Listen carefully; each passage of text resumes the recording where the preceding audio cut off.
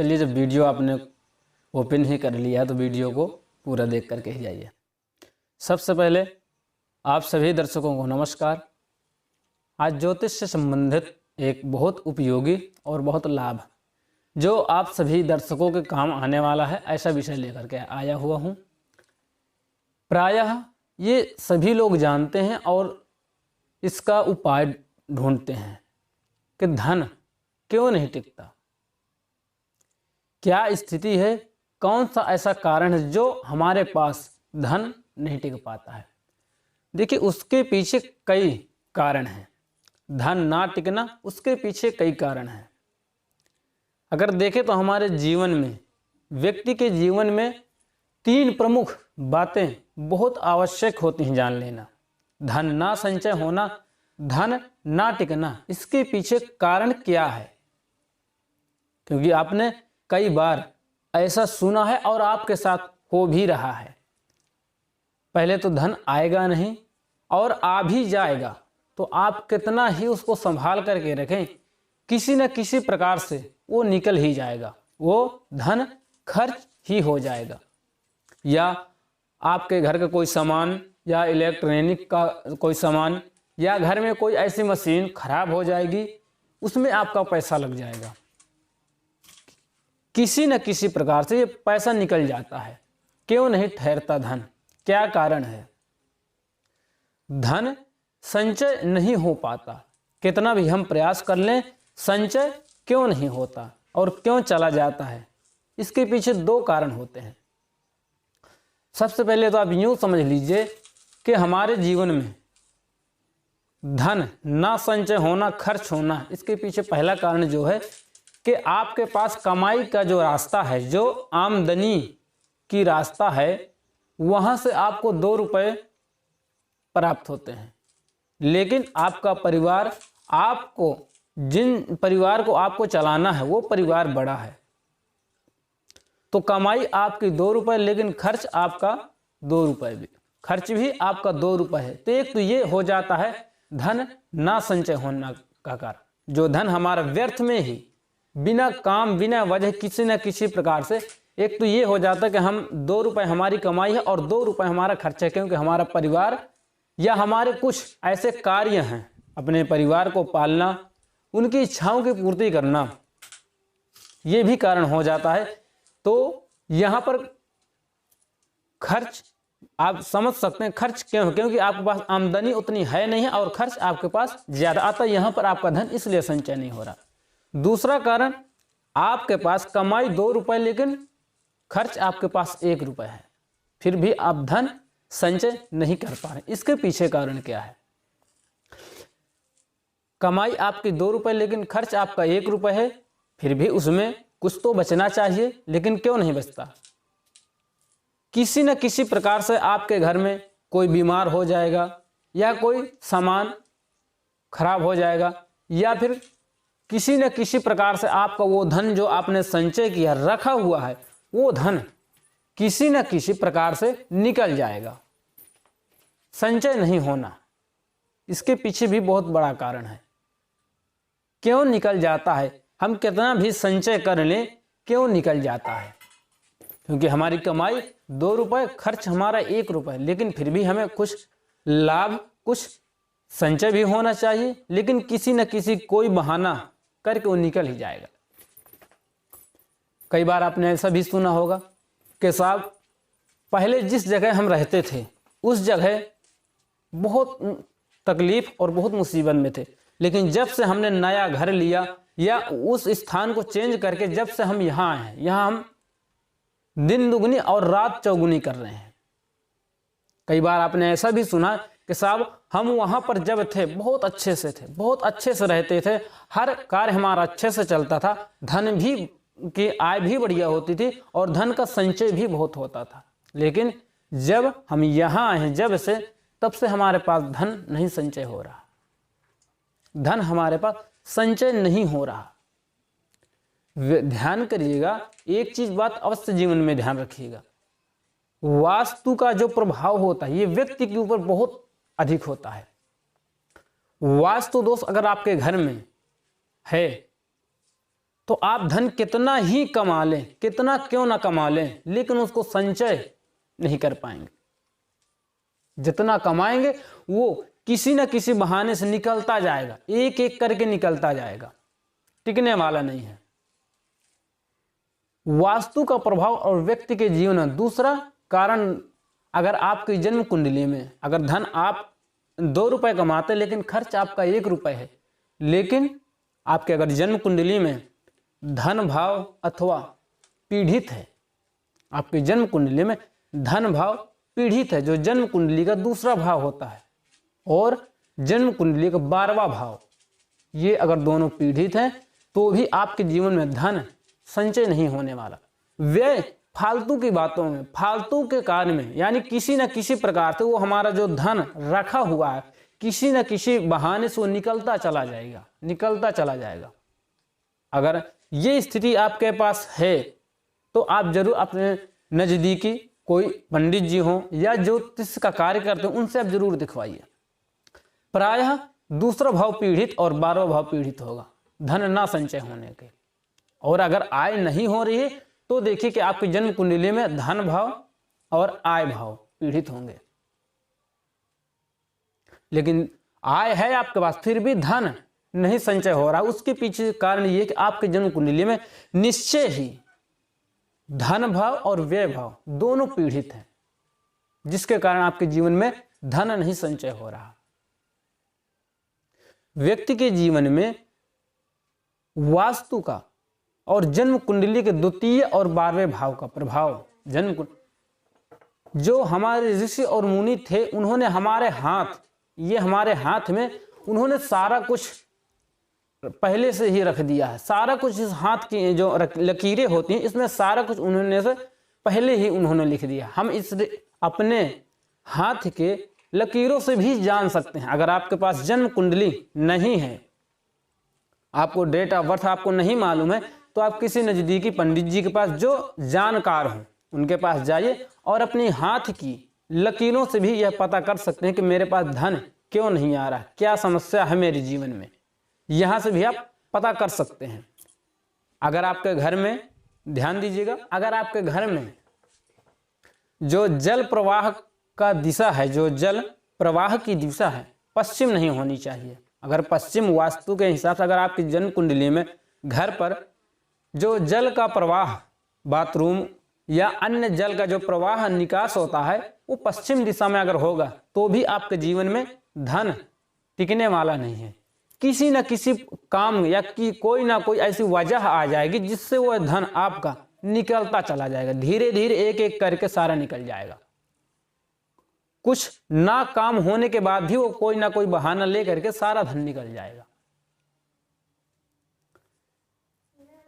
और अगर आपके पास जन्म कुंडली नहीं है, डेट ऑफ बर्थ नहीं है, तो आप इस हाथ से कैसे पढ़ेंगे। एक बात और गौर कीजिएगा कि आप जब हाथ, ये जो आपकी 4 उंगलियां होती हैं, इससे हम धन का संचय पता कर सकते हैं कि हमारे जीवन में धन होगा इकट्ठा या नहीं, या व्यय ही होता रहेगा। ये जो आप देख रहे हैं जब ऐसे फैलाएंगे तो ये जो जगह होती है उंगलियों के बीच में, ये जब ऐसे करेंगे ऐसे, तो यहाँ पर ये जो जगह होती है ये, तो अगर आपके हाथ पर यहाँ पर ऐसे देखते हैं और यहाँ से इस छिद्र से सामने अगर कुछ दिख रहा है आपको, इस छिद्र से सामने, तो अगर आप समझ जाइए कि आपके जीवन में धन संचय होने वाला नहीं है। अगर ये जो इसके बीच में जगह या छिद्र होता, अगर ये बंद है पूरी तरह, तो निश्चय ही आपके जीवन में धन संचय होगा। लेकिन अगर ये नहीं है, यहाँ पर छिद्र है, जगह है, तो आप निश्चय ही आपके जीवन में कितना भी धन क्यों ना कमाए, किसी ना किसी बहाने से निकलता जाएगा। दूसरी बात, एक बात और गौर कीजिएगा कि जन्म कुंडली में ये हृदय रेखा और ये मस्तिष्क रेखा, ये जो होती है मस्तिष्क रेखा और हृदय रेखा, जितनी ही दूर होंगी उतना आपके जीवन में धन कम और संचय ना होने की स्थिति बनेगी। अगर ये जो लकीर होती है जन्म हाथ में, हृदय रेखा होती है और ये मस्तिष्क रेखा, ये अगर जितनी दूर होंगी उतना ही आपके जीवन में व्यय की स्थिति बढ़ेगी। हम अपने हाथ से ही, जो जन्म कुंडली से आप देखते हैं, वो अपने हाथ से भी हम पूरा अपने जीवन के बारे में जान सकते हैं, घटनाओं को। एक चीज और देखिएगा कि अगर आपके जन्म कुंडली में ये जो है ये चंद्र पर्वत है, ये चंद्र पर्वत है, ये चंद्र पर्वत है और ये शुक्र पर्वत, यहां से जो सीधी लकीर जाती है लक रेखा, जिसको हम लक रेखा कहते हैं, और ये जाकर के अगर व्यक्ति के जीवन में यहाँ पर चंद्र पर्वत ऊंचा है और यहाँ पर ये लकीर नहीं है, गायब है, जो सीधी जाती है, ये अगर लकीर नहीं है तो भी आपके जीवन में धन बेवजह खर्च होता रहेगा, किसी न किसी कार्य से, किसी न किसी बहाने से निकलता जाएगा। दूसरी बात, जन्म कुंडली में ये मंगल का स्थान, और यहाँ दो जगह मंगल का स्थान यहाँ होता है, यहाँ भी मंगल का स्थान और यहाँ भी मंगल का स्थान होता है। तो ये मंगल का स्थान जितना खाली, ये यहाँ खाली होगा और यहाँ पर टेढ़ी मेढ़ी लकीर जितनी भी होंगी, उतना ही आपके जीवन में व्यर्थ के कामों में धन खर्च होगा। लेकिन अगर ये जो लग रेखा होती है, ये चंद्र पर्वत आपका जो है, ये चंद्र पर्वत ये उभरा हो, अच्छा मजबूत हो, ये लग रेखा अगर है, टूटी भी है, गायब भी हो जाती बीच बीच में, लेकिन थोड़ी थोड़ी दिख रही है, तो भी आप यूं समझ लीजिए कि आपके जीवन में सिर्फ आप अपने जीवन को जीने के लिए ही धन कमाएंगे और अधिक नहीं। आप सिर्फ जिससे आपका जीवन व्यतीत हो सके, जो आपको जरूरत हो, सिर्फ उससे ही आपको उतना ही धन आएगा आपके जीवन में, क्योंकि ये लग रेखा है जीवन की। तो हम ये हाथ से भी, अगर आपकी जन्म कुंडली नहीं है तो आप निश्चिंत हो जाइए, आप घबराने की आपको आवश्यकता नहीं। हम अपने हाथ से, ये जो हाथ की लकीरें होती हैं, इनसे भी हम अपने जीवन के बारे में पता कर सकते हैं। ध्यान दीजिए, ये चंद्र पर्वत है और ये शुक्र पर्वत, यहीं पर मंगल का पर्वत दो जगह होता है। यहाँ मंगल का पर्वत, ये आपकी जो सबसे पहली रेखा होती है, ये यहाँ से विवाह के बगल से जो रेखा होती है, ये हृदय रेखा होती है, और इसके बाद जो होती है मस्तिष्क रेखा। बीच में अगर ये आपका खाली है, बहुत ज्यादा खाली है और लक रेखा नहीं, तो भी आपके जीवन में ये जो गड्ढा होता है, ये दोनों उभरे हुए हों, शुक्र पर्वत चंद्र पर्वत दोनों उभरे हुए हों, लेकिन लक रेखा ना हो, और ये बीच में जो हमारी हथेली होती है ये खाली हो बहुत ज्यादा, तो भी जीवन में धन संचय होने वाला नहीं। क्यों? क्योंकि ये शुक्र है, ये शुक्र है और ये चंद्रमा मन का कारक है और शुक्र ऐश्वर्य का कारक है। ये शुक्र, जितना शुक्र आपका मजबूत होगा, ऊंचा होगा, उभरा हुआ होगा शुक्र पर्वत, उतना ही आप खर्चीले होंगे। क्यों? क्योंकि शुक्र ऐश्वर्यों का कारक, भोग का कारक। तो आप सुख से संबंधित हर वस्तुओं को पाने के लिए अपना धन व्यय में ही व्यय करते रहेंगे। हर बार आपके पास धन आएगा, लेकिन किसी न किसी प्रकार से उसको आप अपने सुख और ऐश्वर्य में लगा करके आप धन को व्यय में करते रहेंगे, क्योंकि ये शुक्र पर्वत है। शुक्र ऐश्वर्य का कारक है और शुक्र जितना आपका हृष्ट पुष्ट होगा और ये उभरा हुआ पर्वत होगा, उतना ही आप खर्चीले होंगे। ये लक रेखा अगर ना हो, लेकिन अगर ये लक रेखा सीधी हो आपके जीवन में, ये दोनों उभरे हुए हों और ये लक रेखा जा करके सीधी जीवन रेखा मस्तिष्क रेखा से जुड़ी और साथ में अगर हृदय रेखा से भी जुड़ जाती है, तो आपके जीवन में धन संचय होगा। घर का वास्तु, जन्म कुंडली का द्वितीय भाव, जन्म कुंडली का 12वां भाव, होरोस्कोप का द्वितीय भाव और 12वां भाव दोनों पीड़ित अगर होंगे तो धन संचय होने वाला नहीं है। अब यहां आपको उपाय भी मैं कुछ बताऊंगा, क्योंकि अगर आपको उपाय ना भी बताऊं तो आप यही सभी दर्शक सोचेंगे कि क्या देखने से फायदा। उपाय आपको कुछ मिले तो उपाय भी आपको छोटे छोटे बताऊंगा, लेकिन यहाँ पर अगर जन्म कुंडली से संबंधित आप उपाय जानना चाहते हैं तो यहाँ पर मुश्किल हो जाएगा। क्यों? क्योंकि प्रत्येक हर जातक की जन्म कुंडली अलग अलग लग्न की है। किसी की जन्म कुंडली में अगर देखें दूसरे नंबर पर कोई और अंक लिखा है, 12वें नंबर पर कोई और अंक, किसी और की कुंडली देखें तो उसमें दूसरे नंबर पर कोई और अंक लिखा होगा और 12वें नंबर पर कोई और, तो प्रत्येक लग्न पर बताना बहुत मुश्किल हो जाएगा और बहुत समय भी हो जाएगा। तो ये तो आप जन्म कुंडली दिखा करके आप मालूम कर सकते हैं, लेकिन कुछ उपाय मैं आपको बता देता हूं। सबसे पहले अगर आपके घर में टूटा कांच है तो उसको घर से बाहर कर दीजिए, क्योंकि ये अशुभ है। अगर आपके घर में टूटा कांच है तो इसको घर से बाहर कर दीजिए। टूटी वस्तु आपके घर में नहीं होनी चाहिए। दूसरी, अगर आपके घर पर अगर कोई पैसा लेने आता है तो आप दीजिए, लेकिन ध्यान रहे रात्रि के बाद 10 बजे के बाद किसी को पैसा ना दें, क्योंकि रात्रि का समय आप सभी जानते हैं कि हम लोग विश्राम करते हैं। जिस प्रकार से हम लोग अपने घर में विश्राम करते हैं उस प्रकार से लक्ष्मी माँ भी घर में ही विराजमान करती हैं। और रात के समय अगर हम लक्ष्मी माँ को घर से बाहर भेजेंगे तो ये कैसा रहेगा। तो जितना हो सके रात्रि में 10 बजे के बाद पैसा ना दें। अगर हाँ बहुत ज़रूरी काम है, कोई मर रहा गिर, तो आप यहाँ ऐसी भी बात नहीं कि आप उसको पैसा ना दें। आप रात्रि में कहीं बाहर जा रहे हैं अथवा कहीं बाहर से आ रहे हैं, होटल में आपको रात हो गई और आप खाना वहाँ ना खाएं कि बहुत रात्रि हो गई, रात्रि में पैसा देना खर्च करना मना है, तो ऐसे भी नहीं होना चाहिए। जितना हो सके इसको रात्रि में पैसा देने का प्रयास ना करें। अगर आपको कोई सामान लाना है बाजार से या किसी को देना है तो उसको आप सुबह बोल दीजिए कि सुबह आप ले जाइए या सुबह उस सामान को आप ले करके आइए। रात्रि में पैसा ना दें, क्योंकि रात्रि में लक्ष्मी का शयन होता है। तो घर से बाहर रात्रि में लक्ष्मी को ना भेजें। दूसरी बात, जब भी आप किसी को पैसे दें तो सीधे हाथ से दें। सीधे हाथ से पैसे दें और सीधे ही हाथ से पैसे लें। ये जरूर ध्यान करिएगा, कभी भी उल्टे हाथ से पैसे ना लें और ना ही दें। जब भी आपको पैसा किसी को देना हो तो सीधे हाथ से दें और सीधे ही हाथ से लें पैसे। दूसरी बात, आप कई बार देखे होंगे कि कई व्यक्ति पैसे को गिनते और थूक लगा करके गिनते हैं। ये गलत बात है, क्योंकि जिस लक्ष्मी की हम पूजा करते हैं और जिस लक्ष्मी से हमारा घर, हमारा परिवार, जिससे हमारे जीवन की भौतिक सुखों की पूर्ति हो रही, उस लक्ष्मी को हम थूक लगा करके गिनेंगे तो ये अच्छा नहीं होगा। तो जितना हो सके ये गलत, इन बातों पर ध्यान दें, क्योंकि इससे आप अगर करते हैं तो भी एक लक्ष्मी का गलत प्रभाव आपके जीवन में पड़ेगा। दूसरा, आप मंगलवार को गुड़ का सेवन करें। इससे भी आपके जीवन में धन की आय स्थिति बनी रहेगी सदैव।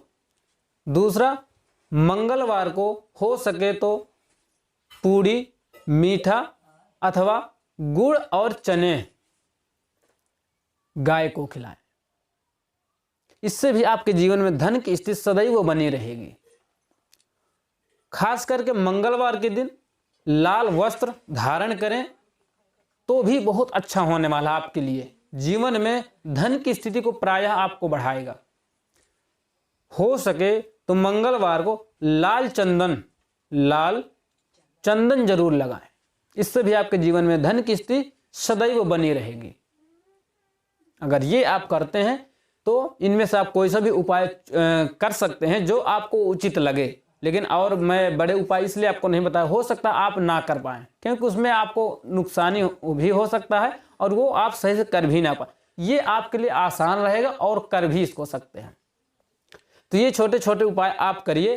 हो सके तो घर में पंजूरी अथवा आटा को भुंजा करके उसका जो सत्यनारायण के भगवान में हम प्रसाद चढ़ाते उस प्रकार से चूर्ण बनवा करके आटे का चींटियों को खिलाएंगे तो ये ऋण से मुक्ति आपको दिलाएगी। ऋण से अगर आप ऋण में फंसे तो ये करिए, बहुत लाभ होगा आपको। दूसरा, अगर आपके पास कर्ज बहुत है तो ऋण मोचन का पाठ करिए, उससे भी आपके जीवन में लाभ मिलेगा और ऋण सारा उतर जाएगा आपका। तो ये कुछ उपाय हैं, ध्यान दीजिएगा। जितना हो सके लक्ष्मी को सीधे हाथ से दें और सीधे हाथ से ही लें। रात्रि के समय लक्ष्मी को घर से बाहर ना भेजें। तो ये इन चीज़ों का आप ध्यान रखेंगे तो आपके जीवन में धन की स्थिति सदैव बनी रहेगी। और अगर धन आपका संचय नहीं हो रहा है तो आप किसी पंडित जी के पास अथवा ज्योतिषी के पास जा करके अपनी जन्म पत्रिका का विश्लेषण करा सकते हैं और उससे जानकारी ले सकते हैं। प्रायः धन ना संचय होने की स्थिति में द्वितीय भाव और व्यय भाव, क्योंकि 12वां भाव जन्म कुंडली का व्यय का होता है और द्वितीय भाव धन का होता है। द्वितीय भाव वाणी, कुटुंब, साथ में धन का भाव होता है। जिस प्रकार से 12वां भाव, तो ये जरूर पीड़ित होंगे तो आपके जीवन में धन संचय नहीं हो रहा। तो ये चीज़ आप अपने जीवन में ध्यान रखें। अगर आप ये करते हैं तो आपके जीवन में निश्चय ही धन संचय होगा। तो कैसा लगा कार्यक्रम ज़रूर मुझे बताइएगा। और ऐसा आज का कार्यक्रम मुझे ऐसा लग रहा है कि आप लोगों को बहुत लाभ देने वाला है। अगर आपको अच्छा लगा तो और लोगों तक पहुंचाइए इस कार्यक्रम को। कल पुनः ज्योतिष संबंधित एक नए विषय को कुछ लेकर के हाजिर होऊंगा। तब तक नमस्कार।